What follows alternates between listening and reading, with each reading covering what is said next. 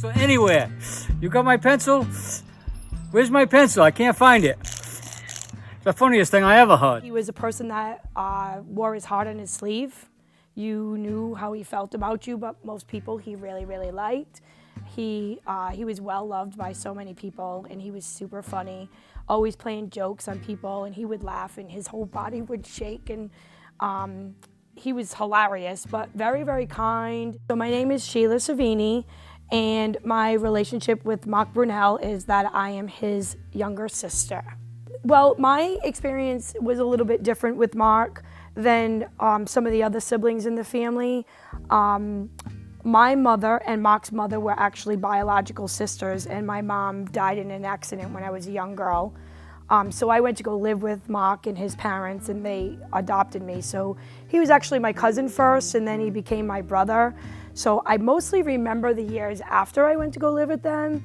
And the really funny thing is that my brother Mark had this great relationship with my mother before she died. And when she passed away, that he lost like a really good advocate that he had. And I know it hurt him a lot. But in addition to that, he ended up taking me under his wing, and he kind of like looked out for me after, and it kind of just became a revolving cycle. One of the things that I really loved about him, especially from a man, because you don't see it very often, but he was very, he had a great memory for people's birthdays. He never went a birthday without having a card for you or flowers. Sometimes he'd pick up a gift. But even if you didn't see him for a couple weeks after your birthday, he'd have a card in his pickup truck waiting for you. And he never forgot a birthday. And same thing with Mother's Day. He always had flowers for all the women that were going to be there when we went out to dinner or got together for the holiday.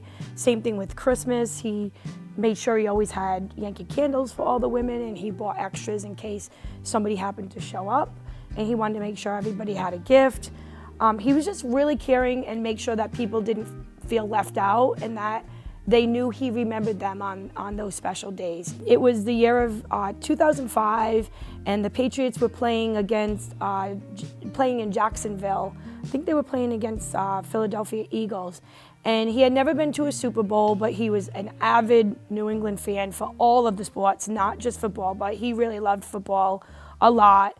And he decided that he was going to put some money away and just head down to Florida on a whim with no place to stay and no ticket for the game, and see if he could figure out a way to go to the Super Bowl. So I've explained before that one of the things about my brother was he kind of had that Forrest Gump feel where he was like a feather floating in the air, and he just seemed to be at the right place at the right time all the time. And it happened a lot through his life, and this is probably the epitome of it. He went down to Florida, he took a flight down there. He was able to find a hotel. He stayed with a couple people that he met at bars or whatever during the course of the week, and he just kind of walked around this stadium for a couple days to see if he could find a ticket for sale, but he never found a ticket that he could actually buy. He went to bed that night, and he woke up in the morning, and he was telling us about a dream that he had, that he had slipped $500 to the ticket booth attendant and said, "Make my dreams come true. I want to see the Patriots win the Super Bowl." So he actually did it. He decided to try it and figured, what do I got to lose? So he took $500 and he put it in a note and he slipped it to the attendant, and they let him in to the Super Bowl. But then there's this like second set where you have to again show your tickets. Now keep in mind, he was season ticket holder. He always had all the gear on. So he looked like he belonged there, even though he didn't have a ticket. But he made it through that second set of security by doing the same exact thing, and that person also took the money and let him through. Now he didn't have a seat. And if you knew my brother Mark, even if he had a seat, the area in which he was in, he was going to get him rowdy. So because he didn't have a seat, he would just go to a certain section, he'd start doing that, and he would get all the crowd going and start talking, cheering on the Patriots. Well, of course, then the security would come by and say, "Oh, you have to go to your seat," which he didn't have, so he'd have to leave and go to another section. So he moved around the whole stadium all day because he didn't have a seat to sit in. And lo and behold, not only did he get each section all crazy, but then he ended up making it on the front page of the Worcester Times. So he's in Florida, but he made it on a local newspaper. even after he passed away, we found the newspaper article in his truck. He kept it in there for 15 years or more. Mark was really, really good with keeping in touch with all of us. We all kept in touch very often. We still do. In the winter months, Mark would kind of get a little depressed. One, he was an outdoor person with bad weather. He didn't really get to go out and do some of the nature things that he loved. Also, he would be out of work because he did concrete, so that wasn't a good time of year for that. And then to top it all off, he had gotten COVID, a week or two before he went missing. He kept in touch with us during that time that he was sick. We had family members that was throwing food to him in the windows. My last conversation with him, and it was through a text message, was, I'm a really strong guy, but this has really, really kicked my butt. And when he said that, I knew he was really weak because he was naturally very, very athletic, and he never trained to be athletic. He just naturally was athletic. A couple days later, he decided to take a ride out. He was feeling better. He decided to take a ride out in his pickup truck. He left around noon, drove around. We know what his route was based on his phone. He pulled into an area that he had a storage container. It was a piece of property that someone he knew owned, and the containers, you would rent out the containers and use them almost like a garage or a shed to store your items. He would store all of his concrete equipment. He had an antique car there. He was a junk collector, so he also had a lot of junk, but he had a couple of trailers and things like that. And he would go there and kind of putt around, and he decided to go there that day, and we know that he pulled in around 3 o'clock. In addition to that, he had a trip planned to go to Florida to see our aunt and uncle, and our uncle had tried calling him for a couple of days to find out about his flight and talk to him about when he was coming down. And he wasn't able to get in touch with him for a couple of days. So he reached out to my sister Helena. And Helena, also knowing that I talked to him often, asked me if I had called me and asked me if I had talked to him.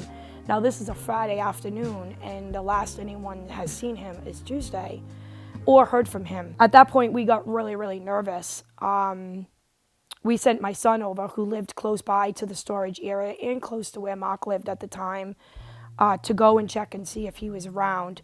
He had a vehicle at the house that he lived, and then he went to the storage unit, and his second vehicle was there. That was his Ford pickup truck that we later had seen on video footage of him driving around during the day on Tuesday. His phone was still in the truck. We broke into the truck. The phone was still in the truck, and it was plugged in actually to charge. And then we started looking around and trying to figure out where he was. We searched the area. We went to the police. We reported a missing person. Nobody had talked to him in 4 days. We called the police. There were 2 police departments involved. One was Woonsocket because his pickup was in Woonsocket, Rhode Island, but then the other one was Bellingham, Mass, because he was a resident of Bellingham, Mass, and he was last seen by someone he knew and by his roommates in Bellingham. So we had 2 police departments, which I think at the beginning was one of the biggest problems. Looking back on it, it was almost like one didn't search the area very well, and one made an assumption that he left and took off and committed suicide, because he did have times in his life where he was depressed. Obviously, when Mark went missing, it was a huge loss for our family. And as time went on, as more and more time went on, we knew that the chances of us finding him alive was getting slimmer and slimmer. We searched every single weekend. We had family members that were putting together trails and different areas that we could search. And this one particular weekend when he was found, we had made a decision not to search that weekend. And I have to wonder if there is some reasoning for that, but we were very close to the area in which he was found in our search. As we were getting in a more spread area, we made a decision as a family not to go and do the search. We had some family that came in from California, and we also had my cousin his mother-in-law was in hospice, so we didn't search that weekend, and lo and behold, he was found by kayakers. I think it's a blessing that nobody in our family actually found him, because from what I understand, he was in really poor shape from being in the water for so long. My sister started coming up with the slogan, hashtag Live Like Mark, when he was found, because one of the things that we were grateful for was, there were two things. One was that we had found him, and now we could give him a proper service and, hopefully get some answers when he went for an autopsy. But the second thing was that we knew at this point, he had died, but we wanted to find a way to tell people that they should live life to the fullest. And, my brother was one of those people who just woke up and said, hey, who wants to jump out of a plane with me today? Or, I think I'm going to go see a friend in Texas. Or he might meet somebody that says, oh, I have family in Texas. If you ever want to go, come with me and we can stay at their house. And he would take them up on it. And he really experienced a lot of great things in life, only because he wasn't afraid. He wasn't afraid to have a good time, and he wasn't afraid to take risks and chances and do fun things and make sure other people were having fun. So the slogan, Live Like Mark, started that, we never know how long life is going to be for any of us. And if you have to go, then leave some type of legacy that you experienced as much as you could in the amount of life that you had. That was where the Live Like Mark Foundation, or the slogan, had come from. And then later on through that, my sister Helena started a Facebook page called Live Like Mark.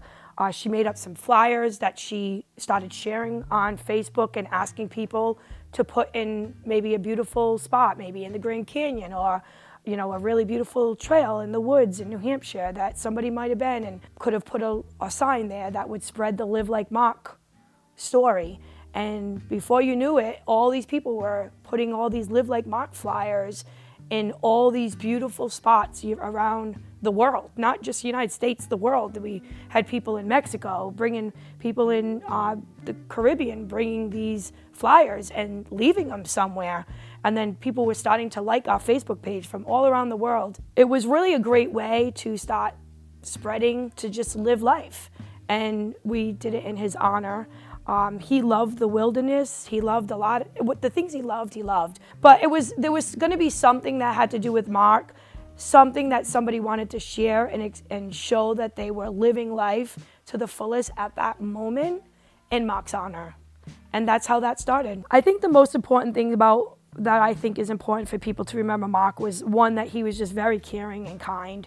He was a very loving father, very loving uncle, brother, son. But he also was very caring to strangers too. He had no problems with doing things for people he didn't know. Like I said, if he saw somebody on the side of the road and they needed help, he would think nothing. It wouldn't even be a second thought. He'd stop and help. But he also was the fun guy. I mean, a lot of the great funny memories we have in our family at family events and stuff stem from Mark somehow. Either we were playing a prank on him, or he was coming up with some crazy prank about us. One of the things that the girls in our family had decided we wanted to do was to get a tattoo in Mark's honor. Inside every single Christmas card, birthday card, or whatever, he always put this little smiley face there. And everybody wanted to get the smiley face. And then I had been going through some old things and some of the old cards, and we were trying to figure out which of the smiley faces we were all going to get, like which one was the best one. I had found a card that basically said, it was my last card that I got from him for my birthday. It said, I wish I could hug you as much as I love you. I said, I don't think I want the smiley face. I made a decision that I actually wanted his full signature, which was Love Always Mark, because that's how he was. He always made it known how much he loved all of us. And that card, really hit home for me. So everybody got the little smiley face, and I got the Love Always Mark, which was his full signature.